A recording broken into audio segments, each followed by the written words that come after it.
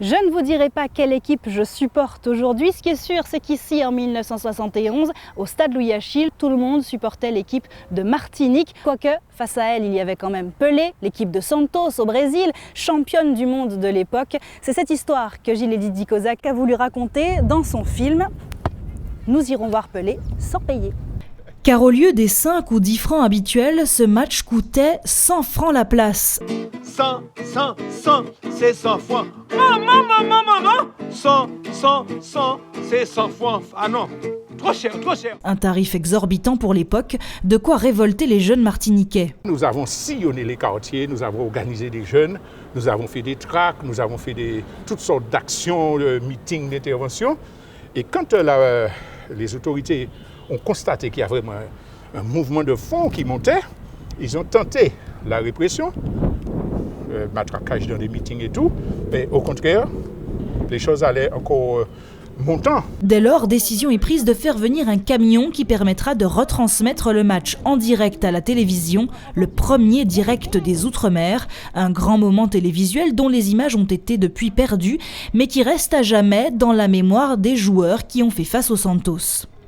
Ça se passe en 71, c'est un an après la Coupe du Monde où le Brésil de Pelé avait fait un tabac en Amérique du Sud et avait donc gagné la Coupe du Monde. Imaginez-vous, un an après, même pas un an après, Pelé est en Martinique. Celui que nous avions vu à la télé pour la Coupe du Monde est en Martinique. Quand on nous a annoncé ça, c'était extraordinaire pour nous. D'autant plus extraordinaire que ce sont nos jeunes Martiniquais qui jouent face au roi Pelé, une histoire qui sportivement, autant que socialement, a fasciné le réalisateur Gilles Lidikozac. Il y avait déjà ce côté assez, comme ça un petit peu improbable de se dire que Pelé et le Santos débarquent comme ça en fait en Martinique au milieu des années 70. Pelé en fait était à l'époque en fait vraiment un symbole en tout cas pour le monde noir. En fait, ça fait partie des premières figures comme ça visibles et dont les Noirs en fait peuvent se sentir fiers.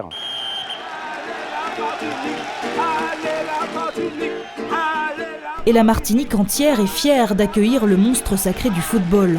Si pour notre sélection, c'est le match d'une vie, pour l'équipe de Santos, en revanche... Les joueurs en fait, du Santos, c'est des professionnels qui ils ont joué des milliers de matchs, ils sont allés partout dans le monde, ils ont joué contre des plus grosses équipes. Donc voilà, les souvenirs n'étaient pas aussi vivaces. Heureusement pour moi, voilà, la Martinique les a marqués.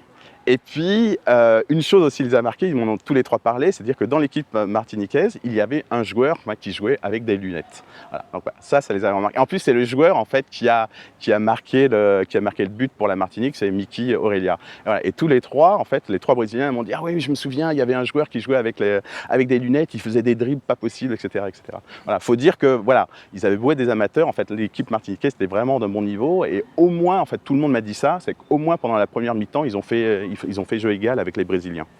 Le Martiniquais, il n'a pas tenu à rien envier en jouant brésilien. Tout ce de café, nous te café. Em determinados momentos, eu não sabia se eles estavam jogando ou eles estavam apreciando a gente jogar. Ce match, comme les manifestations qui ont eu lieu autour, Gilles les raconte dans son film « Nous irons voir Pelé sans payer », un recueil de témoignages historiques qui existe en DVD depuis Noël. Samedi prochain, 23 janvier, ce sera le 45e anniversaire de cette rencontre mémorable. Alors sortez vos maillots et échangez quelques balles. Pelé vous le rendra.